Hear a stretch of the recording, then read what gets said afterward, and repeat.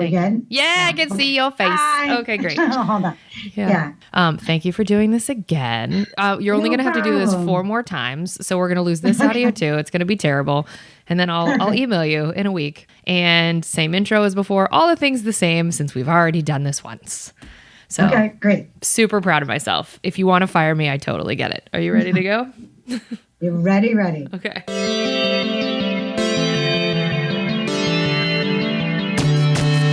Oh, hi, you're listening to Service from Hell, a podcast featuring people that are currently in customer service positions or the lucky few that got out and all of the good, bad, and infinitely irritating things that go along with that work. I'm actor and writer Kate Gaffney, and am uniquely qualified to discuss this as I used to work at a very busy and very popular comedy club in Los Angeles, and at least one of you listening right now has probably grabbed me and told me you were ready to order when I was running around like a crazy person. So let's eat. I'd like to welcome our guest, SiriusXM producer for the She's So Funny channel and generally badass human, Maral. Originally from the great state of New York, Maral is joining us today via Zoom, again for the second time, to indulge my relentless questions of how it is to be a big shot in the big city. After studying radio and TV production with a photography minor at Montclair University, Maral has been working in the broadcast comedy entertainment industry for 15 years, giving light to the voices of women in comedy. Maral was also fascinated by comedians and local radio DJs, but got her first taste of radio experience in college, which had her fall in love with the energy of being in the studio. She is a true champion for the less represented voices in the male-dominated industry that is comedy, cough, cough. Maral also interned for a variety of different news and entertainment channels and landed a position as the board op/associate producer after years of suffering in retail service industry positions. At a very young and influential age, her older brothers introduced her to a station called K-Rock 92.3 FM New York with a host named Howard Stern, which I'm sure no one is familiar with, and the rest is history. So that said, Maral, tell us, how did you get involved with comedy? What made you want to do broadcast media over some other form of media? How many times do people ask you if you've met Howard Stern or know him? Tell us all the things. Hi. Well, thank you so much for having me again. I love the way you say my name. It's so perfect, and I appreciate that. So thank you. Okay, why comedy? Let's see. I don't know, because I like to laugh over crying. I've spent a lot of time and energy in my life crying, lots of tears. So I chose comedy because it definitely helped me out in some dark, dark days in my life. And so was media always something, because I know you have a photography minor, so was media and entertainment, was that always something you knew, hey, I really want to do this thing? You know what? I don't know if I really even knew what I wanted to do. It was just very interesting to me. I mean, like radio, music. I used to think I was going to be a dancer. I never danced except for in my backyard. But yeah, like I don't know. I just loved being entertained, and like that I was very drawn to like that kind of stuff, right? Like I didn't really know how to do math. I barely read well. Science and history weren't my thing. So yeah, I don't know. It was just really cool to see people performing, I guess, and it made me feel like this euphoria, this happiness that I don't feel generally, like, when you're a kid, like there's certain things, and that's just one of those things that just made me happy, and I was very drawn to it. So I just kind of followed that, and it led me here. Now, were your parents involved in entertainment? So this was some nepotism, like, well, this is my option. Okay. Please. My parents were immigrants. Yeah, absolutely not. My dad owned a body shop. He fixed cars. My mom, far from. The only thing, though, my mom was really into like music and Elvis, and like she used to write. I didn't know this till when I was a lot older, but apparently she used to write, like at the time, she used to write postcards to some radio station and request Elvis songs. Oh my God. When he was still alive. And I was like, Mom, did you keep those? And she's like, no, because she came to this country when she was 21. So yeah, apparently my mom was like all into like radio and stuff. And she used to do that. But no, they were not. My parents are definitely not in entertainment whatsoever. I don't think. My mom was like into sewing. She was a seamstress. She made dresses, all that stuff. But yeah, no, I don't know. Like, yeah, my dad. So, but I think part of the whole thing of comedy that I got drawn to is like my dad died when I was young. And so I used to kind of just like, I discovered comedy from like my uncle's house. He used to have cable. We didn't have cable. And I just kind of like was changing the channels one day and discovered like these people talking on stage. And I was like, what is this? And I didn't know what they were saying. Everything was going over my head. But for whatever reason, I just found it to be so cool and interesting. Like these comics, they would just stand in front of a microphone and talk and tell stories and people would laugh. And I was like, that's the coolest. Yeah. And then I discovered Eddie Murphy, thanks to my uncle. And that was it. I was hooked. So I never wanted to stop watching comedy or being a part of comedy. And I seeked out comedy and I seeked out anything that would make me laugh, pretty much. So why not then become a comic yourself? Like, why not be the person with the microphone on stage? Oh, boy. Why? Well, because I don't think I have talent. I definitely have. I'm not really good at performing. Although I'm very loud and I seem like I'm an extrovert, I'm kind of an introvert. It's weird. And I definitely get nervous and I wouldn't even know what to say. Like, that's the other thing. Like, this craft of being a comedian, it's just like, it's amazing that people can, not only come up with the ideas and write all the, their stories and depending if you're a storyteller or a punchline, either way, it's like, I'm so impressed by it and then to be able to perform it by memorization only and get that right, beat and the tone and just, have that, it's the coolest thing to watch. And I just love the energy that comes with it. And yeah, I don't think I could ever do that ever. Okay, so you went from like board ops to now you're running quite a bit at Sirius. So what was your transition from like board ops to sticking around to like what got you there?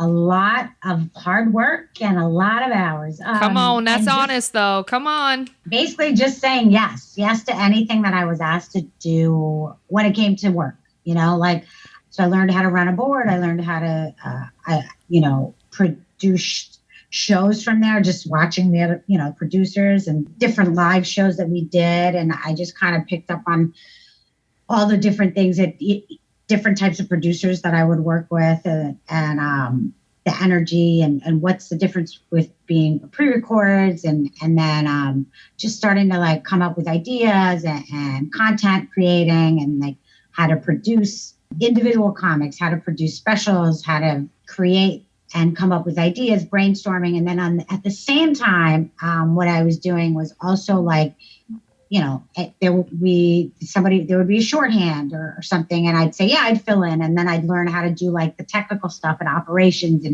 and things that like all the behind the scenes stuff that no one's interested in doing. No one's interested in learning.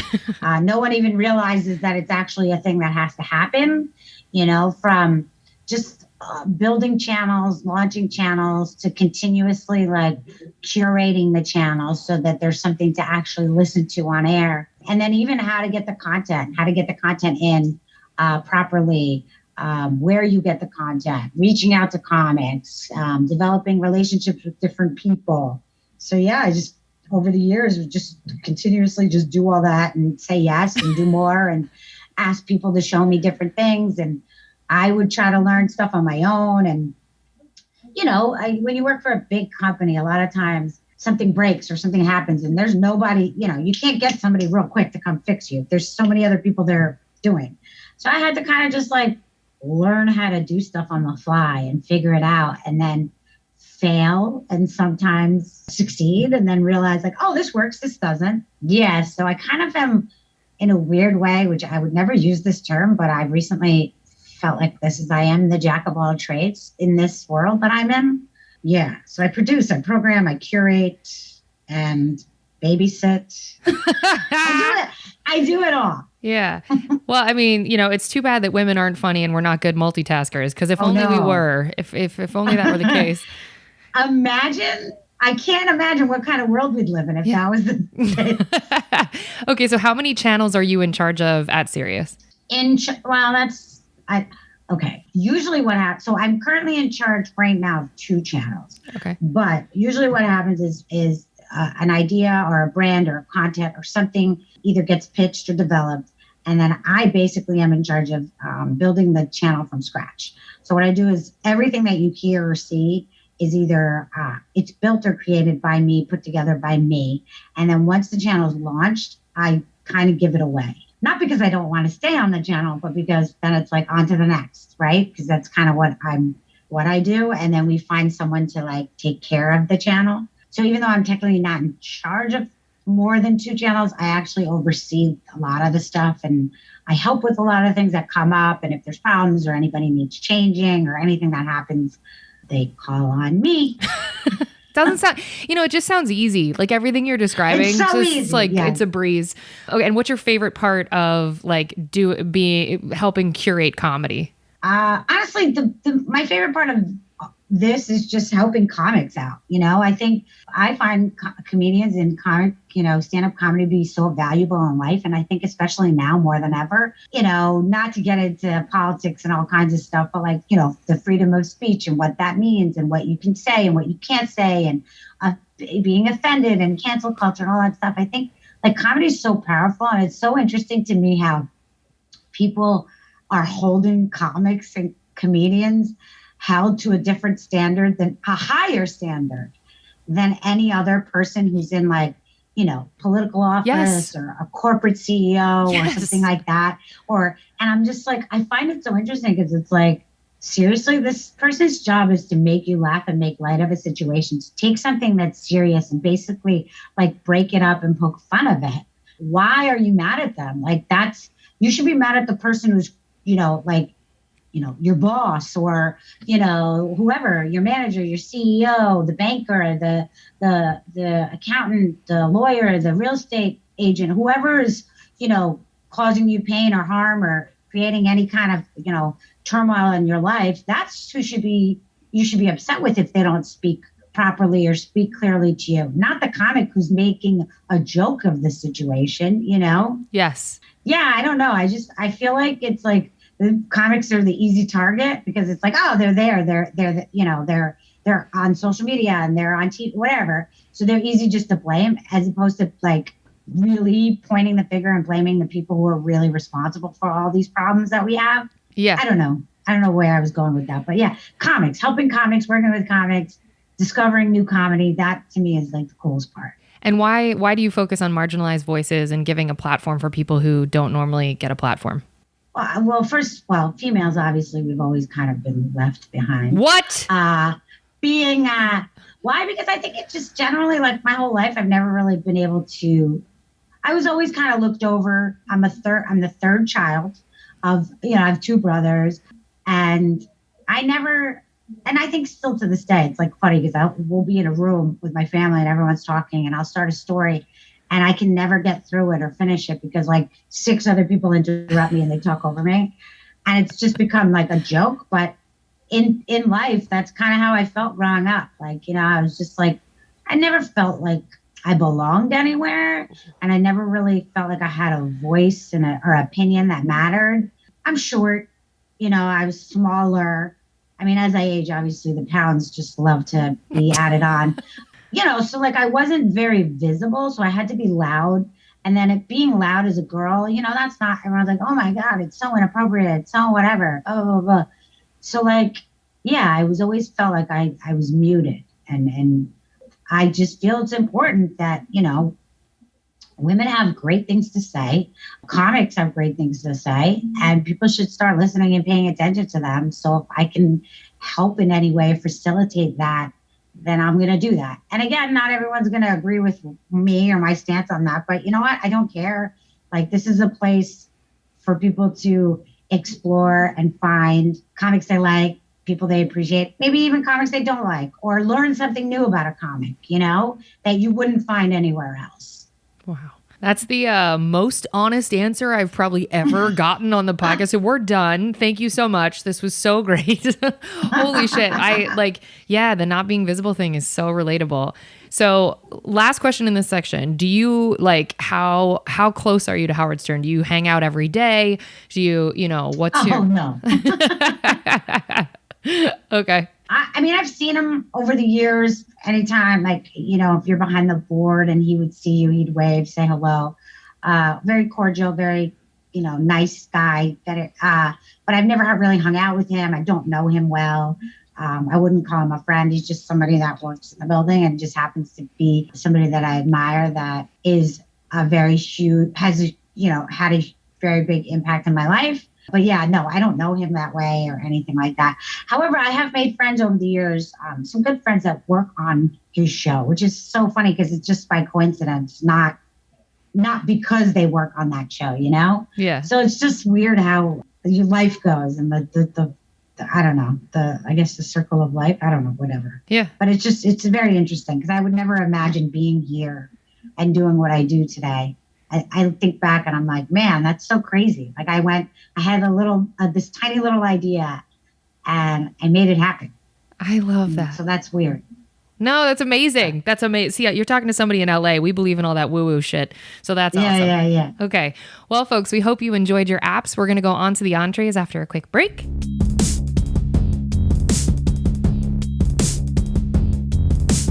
We are back. Okay, Maral, it's time for the entrees. Now, this is the speed round of questions. I always call it that. That's the wrong thing to call it, whatever. But this is where I ask you a bunch of stuff. Feel free to tell a bunch of stories. I'm sure you've got a lot to say. You said you have a ton of retail and restaurant experience, so I can't wait to hear about that. So first question in this section, what was your first job ever where the government was taking taxes out? Now, that could be, some people have said babysitting because that's the first job they could think of. Totally fine. But what was the one where you're like, oh no, I was getting paid to do this? So I'm trying to, let's not tell anyone. Pizzeria and Chinese food, I don't believe I was getting Kmart. Kmart, the book department, was the first one that they were actually taking my hard-earned money away from me. I love the Kmart experience and how you got into that job. So I'm going to go back to the pizza and the Chinese places where it was under the table. But I really want to know how you got hired at Kmart and what you did. Okay, so Kmart was basically a place where everyone worked in our town, like around our towns. My mom worked for Kmart, and it was just kind of one of those things, like everybody just applied to work at Kmart. So we had a ton of group of friends, and younger, older. My brothers worked there. People actually that I know met at Kmart who are still married, which is very funny.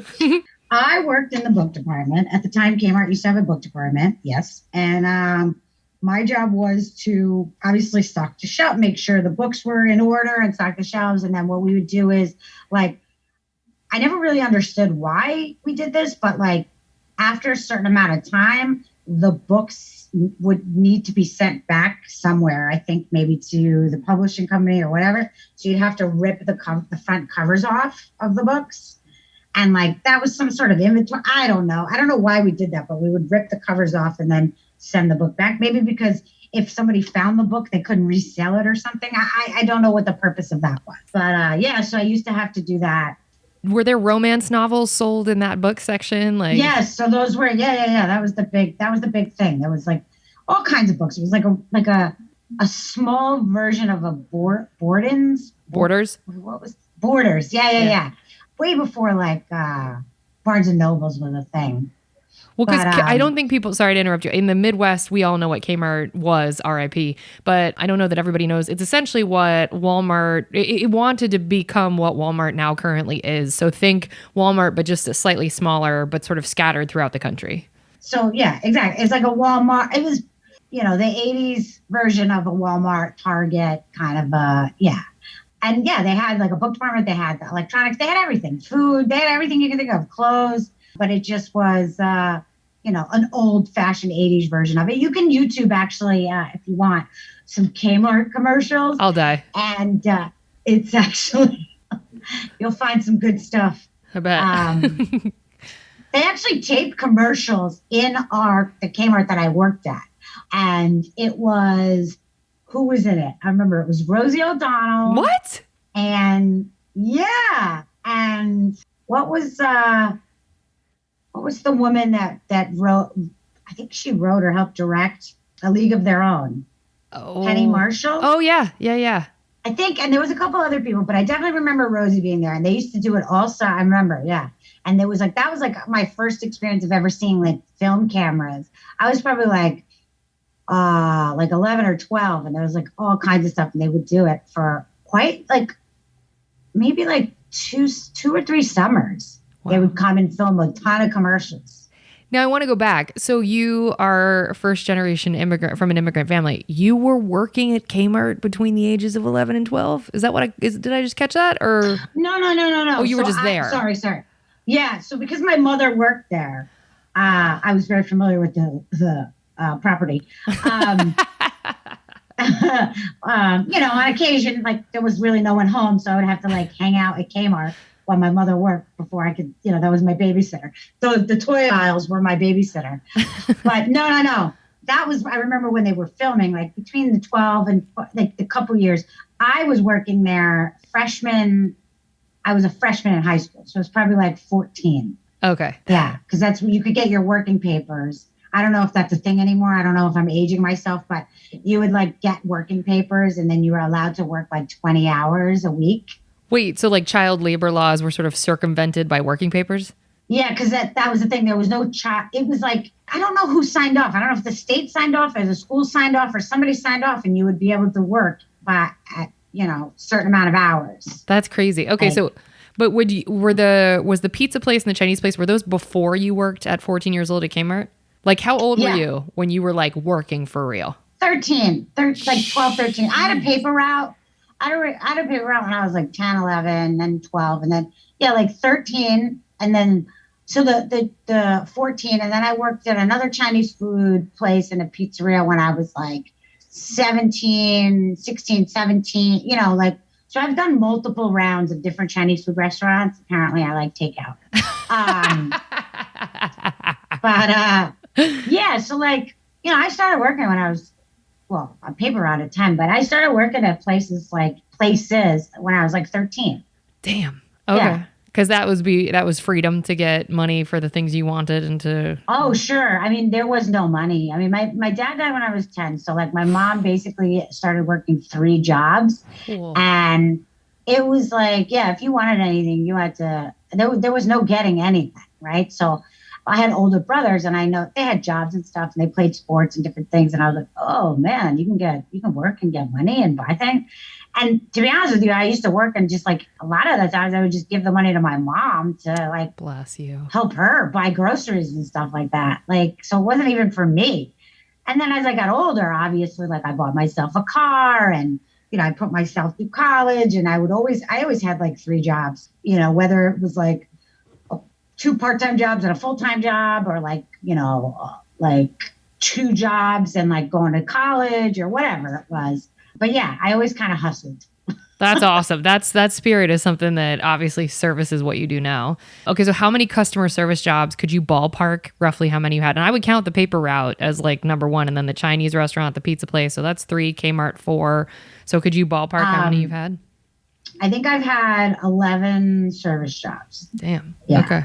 Because I worked at 2 different Chinese food restaurants, a pizzeria, Kmart. Oh, I used to, after that, once I graduated, I was still in high school. I got a job at a dog groomer's washing dogs. So basically I used to wash dogs' asses for like 3 years. Oh my God. And, so that was excellent position I had. I'm very proud of that. If you've ever tried to squeeze out a dog's anal glands, it's so fun. It's fascinating. It smells horrible, and you're going to want to shower for a week straight and vomit at the same time. Wait, why? Isn't that a vet's job? That's not a groomer's job. I never did it, but the groomer would do it for them. I never did it. It was disgusting. And I used to gag at dogs who would shit. Like I have a problem with shit still to this day. Kids, whatever. But I would dogs would shit. Like, I'm not picking it up. But I would have to wash dogs' asses and dogs would come big, small, it doesn't matter. Even cats, I got scratched, bit. But my favorite was there was a couple people, where the area was like a little bit more affluent and further out, people had lots of property, horses, whatever. So sometimes dogs would get into the manure, they would roll into everything. And the owners would come, because God forbid they would clean it themselves. And so they'd smell and be disgusting. And I just kept getting what it's called contact dermatitis. It's basically every allergy you could think of up and down your arms, neck. And after my mom's okay, enough is enough. You can't work anymore. Every day you come home, I can't afford doctor's bills for you. Like, you know, so that's when I had to quit. But yeah, that was a good job that I had. They paid me well, and they let me do my own hours because I was still in high school. Wow. Wait, so I don't understand with the contact dermatitis, was that because you had an allergy to dogs or because of the chemicals in the shampoo or No, it was probably because the dogs were rubbing up against all kinds of crazy shit, right? Like poison ivy, oak, whatever they were outside. And then I would just get it, right? Oh. So I was like whatever it was, I was just constantly getting it. And I'm sure I got some sort of reaction from the soap. I'm sure it was all of the above. Who knows? Who knows? Yeah. Okay. So which was your favorite of all of those customer service jobs? Well, actually, the one I got after that. So I also bartended and I worked at a photo lab for many, many, many, many years. That was the job I got after I worked at the dog groomers, and I started there when I was 19. And it pretty much like put me through college, helped me through multiple breakups, you know, financed my social life. It did a lot for me, that job. And I actually left that job probably only about 6 or 7 years ago. I had still worked there part-time while I was doing this, just because I was like, I was addicted to the money. And I also, not that it was a lot of money, but just always have extra cash. And also like they basically became like family to me, like the people that I worked with and the owners and stuff. But yeah, seeing people's pictures was probably, it was like before social media and Instagram, you know, it was just like, you get to see what people do on their vacations or in their personal lives, because people would bring their film in to get developed. And then they'd also come up for reasons to yell at you for whatever, because you're either overcharging them, or like one time somebody dropped off pictures to get developed and the wife came and picked them up.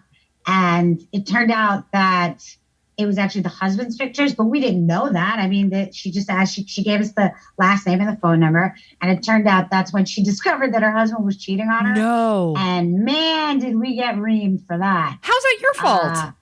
Well, I mean, clearly we should have read her mind. We should have read his mind and knew that he was dropping off pictures of him and his new girlfriend. Ooh. So that was an interesting, fun one. Wait, so she takes the pictures and she's like opening them in front of you and being like having a reaction? So she takes the pictures, starts looking at them, and then like loses her mind, throws the pictures back and leaves. And then the husband comes in, loses his mind on us, calls it an abomination. I'll never forget that. That was like the time I never heard that word. I was like, an abomination? Like, why is this? I was like 19. It's just so weird. This is an abomination. Good God. And I was like, oh, is it? And I was like, I thought to myself, like, you know, why are you mad at us that you got caught cheating? It's not our fault. Bingo. Like, I wanted to say that so bad.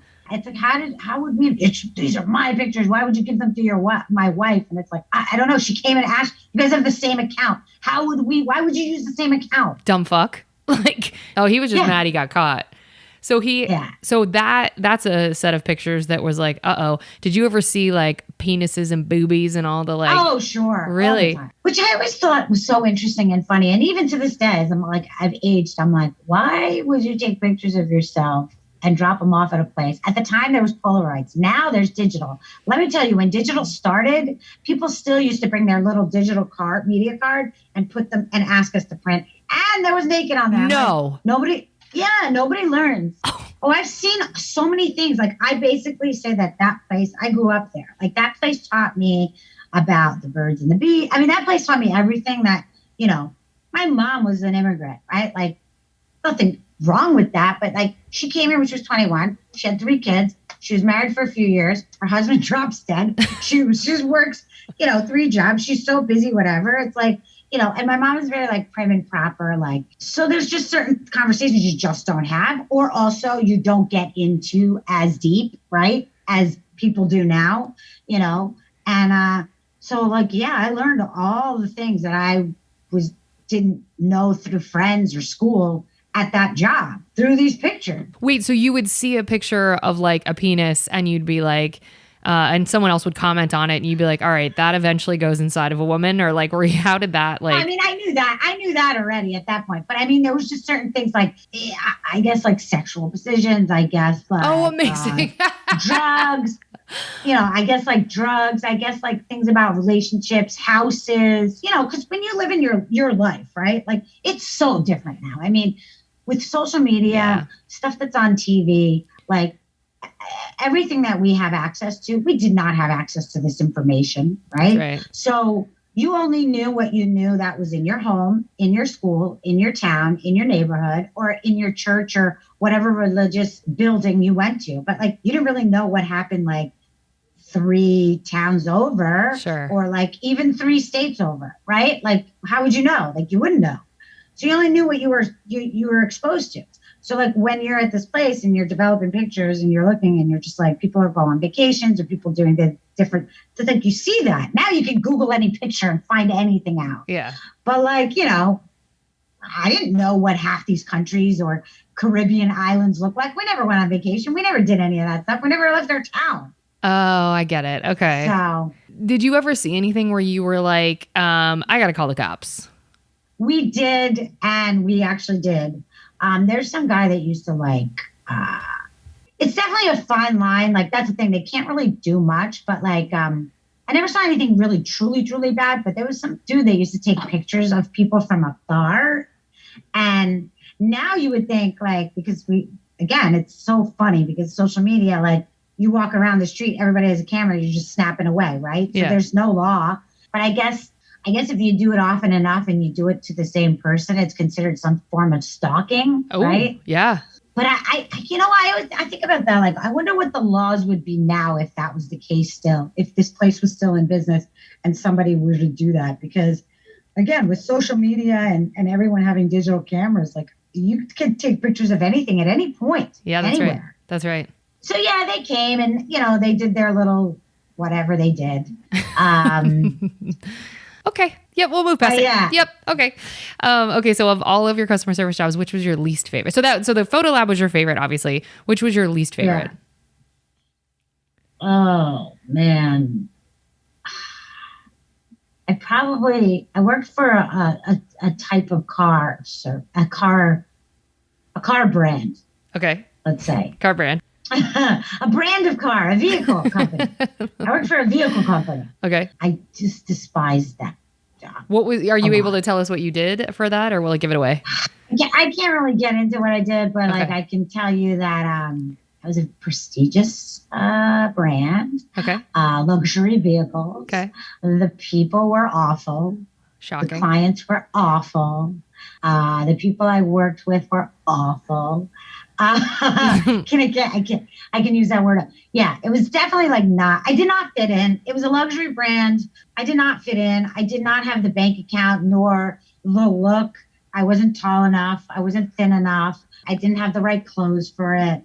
And the customers were monsters. So why even hire you? I mean, it sounds like they set you up to fail. Like, why hire you if you're not fitting into the brand? No, to be honest with you, which is the ironic, or I guess, was that I really did well at that job and I excelled at the job, right? And I did really well and they respected me and they actually appreciated me and were disappointed. I only worked there for about 2 years, but they were disappointed when I left. It was just for me personally, I did not fit in. Like I was not a part of this luxury brand. Like we when you look at me, you don't see luxury. That's not true. That's horrific. No, but like, I mean, I just don't, you know what I mean? It's like, so yeah, it was just a weird thing. Like the people in the place and like, it just wasn't my style, like I just didn't mesh with them. Sure. I'm fun. Like I'm lighthearted. I like to have a good time. I like to laugh. I like to make jokes. I'm silly. I have like a little bit of a truck driver's vocabulary. I have a loud laugh. Like, yeah, I just did not fit in. So how did you last for 2 years if it felt that shitty all the time? I just needed a job badly. And it was a great paycheck, man. It was a great paycheck.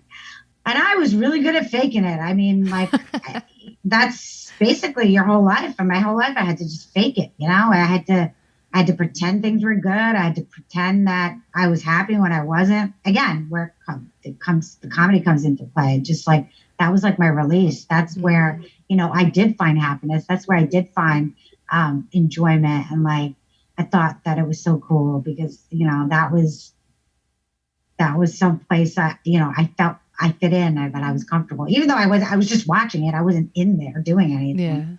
Yeah. But yeah, it just, I needed a job and I needed to make it work. So I did. So in that job, was there an incident where they asked to speak to your manager because you said the clientele was shitty? Did they ever try to escalate? Oh my goodness. They would always, no, it didn't matter what it was. You didn't have to say anything. They just always wanted to speak to the manager because they did not think they were superior to, right? It's like something costs a certain amount of money. And they thought, why do they have to pay? Like rich people, let's be honest here. I know I'm not. If you have a lot of money, some people who have a lot of money just assume that they shouldn't have to pay for products. Correct. It's how they stay rich. Yes. So this is basically that type of situation where you would do a service, right? And they had zero interest in paying for that service. And then you would have to basically sit there and try to explain it to them and be kind and kind.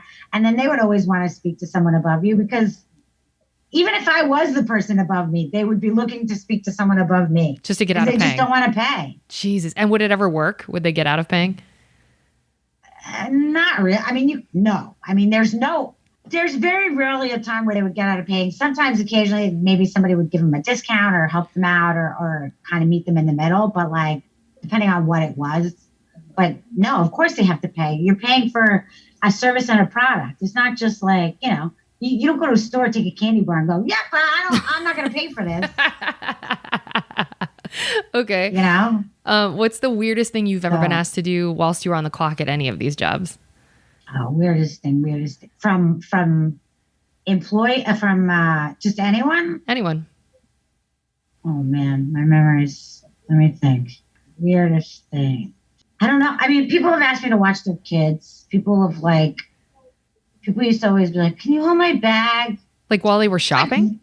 Like personal stuff. Like people would, yeah. And I always thought it was so strange. Like I was just like, why do you think, one, I'm here, I work here. And two, like, I don't know, why would you trust a stranger with your personal belongings or your kid? Yeah. Like, yeah, I had a customer I did leave work one day and there was a customer waiting outside by my car. Ooh, what?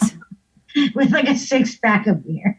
What? And I was like, and then he's like, oh, and I was like, what? So I think he was trying to ask me out on a date. And he was definitely a lot like, I was probably like 20 or 21. So it wasn't like I was a kid, but he was probably in his like late 20s, but I looked a lot younger. Like I looked more of a kid, right? Like and he looked a little older. So it just was weird. And that was just so odd to me. And I was like, and we used to have to park in the back of this one place. So it's dark and there was this guy and he just standing. Ooh, girl. He opened the door and he was just like, and then I asked my boss I was like, can I not park back there anymore? Like, so I don't get surprise beers from someone trying to trick me into a date? Like, no thanks. Yeah, it was just so weird. But yeah, I've had a couple of people like, it's so interesting how people are so forward. Like I'm not shy, but I'm shy. Like there's certain things I just would never say to anybody.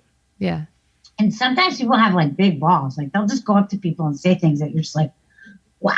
Like, and people used to say some shit to me at the counters, and I'd just be like, really? Like, wait, good for you that you could say that, and also, no, so inappropriate. Like Mazel Tov for asking, but no, I'm not into this. Yeah. Okay. Yeah. Was there a last straw at any of these jobs where you were like, flip a table, I'm out, this bitch? You don't strike me as that kind of human. Yes and no. Like, I remember the dog groomers. Like, one set of owners owned the place. And then while I was working there, maybe a year and a half into it, they decided to sell to a new set of owners. And they asked if I would stay on. And I was a kid, so sure. And the second set weren't, let's just say, as involved as the first set of owners, so they were a little lazy. And like I ended up having to do a lot of the stuff that like the bosses, like the my previous owners would do.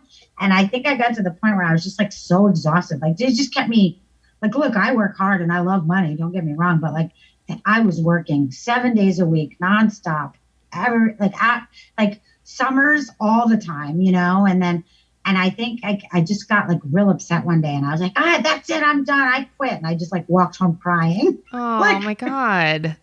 And so you just left. And I left and that was it. I never went back. I was just like, I'm out. So you had a boundary. Good for you. Finally, after you probably worked there doing your job for several years. Okay. Have you ever been fired? No, I've never been. That's not true. One time I worked at a dry cleaners and it was for one day. And I worked there and basically like they have, the dry cleaners have racks, like where you hang the clothes. Yeah. So you have to like get the it's like a spinny thing and then you have to pick up the clothes and give it to the clients. Well, I couldn't reach the freaking racks because I was short. Oh no. So that was strike one on me. And then the registers, they had like old school registers where like, those like, the big buttons in antique stores now. Yeah. They have big buttons. Yeah. And the register, the counter was a little higher than me. And like, you have to press the button for the registers. And I didn't have enough strength and my height to like press the buttons down. I was probably like this is like right before I got the job at Kmart. Okay. I was like a freshman in high school. And the guy was like, yeah, this isn't going to work out. I was like, no shit. Yeah, you're right, sir. This isn't going to work out. Okay. And what's an example of either the worst customer you had to personally interact with or an archetype of who would be the worst customer? Oh, so I've interacted with so many kinds and so many worst customers. The biggest worst, anyone who's just an arrogant person who doesn't know how to say hello, thank you, who's appreciative of what you're doing. At the end of the day, I get service industry. You're supposed to provide a service to someone, but the someone should also be appreciative of the service you're providing to them. Now, if you're a shitty service provider, I get. I have plenty of shitty service providers, but like, yeah, just being kind and gracious and saying hello and greeting people with respect. And like, I had people come and bang on. I worked at the one place, the luxury place, and this client came in, again, didn't want to pay. Shocking. And had chains, like literal, like dog, the dog neck chains. Yeah. And I don't know if he wore them I don't know what, he was like banging them on this metal counter that we had once. And he was just slamming and he was freaking out because he thought that not only should we repair what this thing that he wanted us to repair, and then also not charge him for it because it was not his responsibility for actually physically driving his vehicle into a curb. I mean, I can see the argument there. Yeah. I mean, some of that stuff just made me laugh so hard. Like people would bang up their wheels and their tires and they would be like, they just want replacements. And I was like, okay, well, you got to pay for them. They're like, absolutely not. And I think about that as an adult now. And I think like, imagine I walked into anywhere today. Yeah. Anywhere. Because they're probably about the same age as I am now, behaving that way. And I think like, would I ever do that? Could I even do that? No way. Oh, it would probably, one, throw me out, or two, like handcuff me and call the cops. Yeah, be like, this is insane. Because it's insane. Oh, yeah. People. Okay. And last question in this section. Are you a tipper? And is there a situation, if you are a tipper, where you would not tip? Oh, man. I'm actually a huge tipper. I'm an over tipper, I think. I feel like it's important to tip because I know, because I've bartended, I've done it all, right? So like, I think it's important to have people that are working hard be appreciated. I'm finding myself in this weird position lately with tipping though, where I'm not sure we should be tipping, and maybe I'm wrong, but I feel like everywhere we go these days, yes. If you use a credit card, it's asking you if you want to tip, and things that we never were asked to be tipped for. Yeah. And I'm like, no, I don't want to tip you 15, 20, 25%, because the coffee I'm paying for is already overpriced at $7, and I don't want it to be 10 or 12. Yeah. So I sound like a terrible person saying that, but I feel like that's strange because, like, again, there are places that we never tipped before that we're now having to tip or being kind of forced to and embarrassed, like if you don't. But I think like bartenders, waitresses, people who any car, like, you know, valets, yeah, they're taking care of you. Not only food stuff, and you're ingesting a product, right? So you better be tipping them that, like, right? Like, I don't know. I find that, but yeah, bad service should not be. Sometimes, like my friends, whatever, like I'll give somebody a tip and they'll be like, "Why? He sucked," or whatever, and I'm like, I know, but I think, you know, and I try to make excuses for them. Yeah. But in reality, I think I tip too well to a fault. Because again, I'm not a millionaire and I don't make a ton of money. So, like, you know, but I just, you know, I feel like I need people to feel they're appreciated. But maybe sometimes I think, like, you know, they're probably just like laughing at me going, "Look at that dummy. I did nothing. And they gave me this great thing." I don't know. Okay, well, now we're going to move on to the good stuff. We hope you saved room for dessert.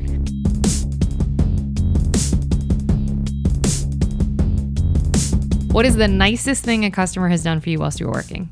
Well, I mean, I've actually had somebody give me a tip that they didn't need to at all because it wasn't that type of a job. People have brought like coffees and, you know, cupcakes and donuts. We used to have a Dunkin' Donuts across the street. And it was actually funny because there was two different types of sets of people. And the one would bring us these big, large coffees. And then another one brought us, and then found out the other one brought us the large and not the smalls. So then it became like this competition between the two. So it was like, who would bring us the best, biggest coffee? Yeah. Which job was that where they would bring you the coffees? When I worked at the photo place. That's what I figured. Yeah. Okay. So just generally, like, and what was the job where you got a tip where you were like, this isn't a tipped situation? At the photo place, same. Girl, I'd have stayed there too. You got a lot of perks from that job. 20 years. Damn. Okay. What's the best tip you've ever gotten? It doesn't have to be monetary, but it could. Oh. It can be though. Monetarily. I mean, I don't know any. Well, I remember a guy gave me, I think it was $100. Damn. When I was bartending, it was like a really dead night, and there was like a party. It was like a place where, like, you know, we had different events and stuff too.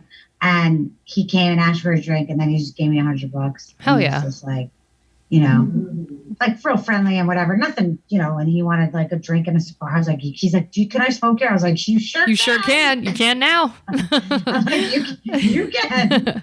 Okay. Yeah. And what's the best lesson you've personally learned from working in customer service? Oh man, the best lesson.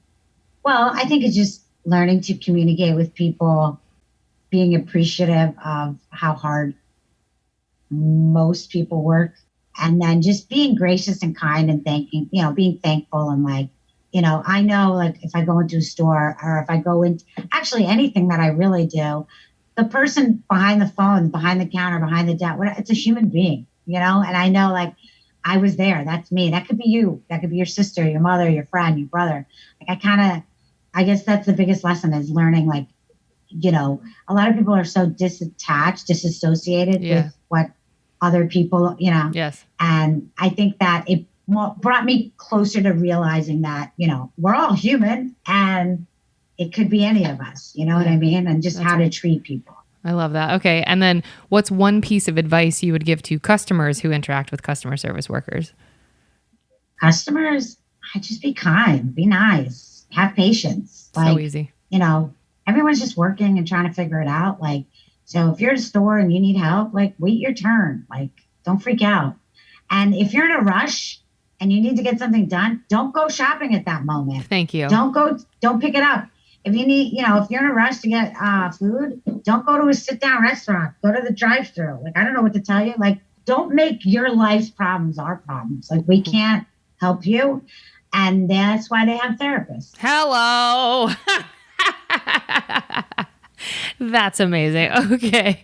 Well, how can people get in touch with you? I imagine you have a lot of socials and things that you probably don't want to like let people know about, but is there a way that people can get in touch with you if need be, or should we just kind of move past that? Yeah, I'm actually really bad at social media. Okay. I have accounts. I'm not very active on them. Okay.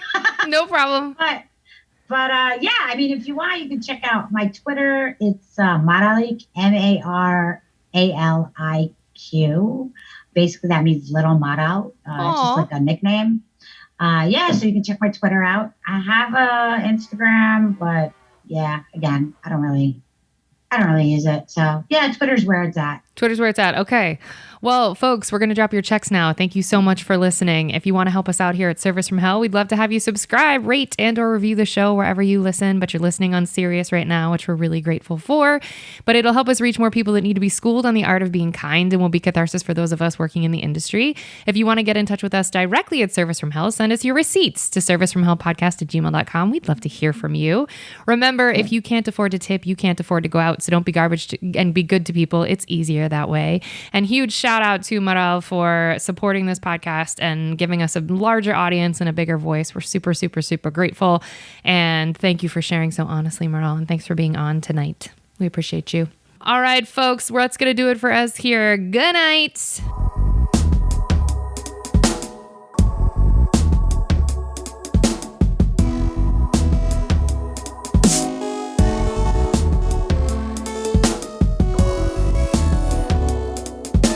Thank you again for doing this. Oh, no worries. Awesome. Appreciate Thank you for having me. Yeah, well, you're the best. You're understanding. Stop it.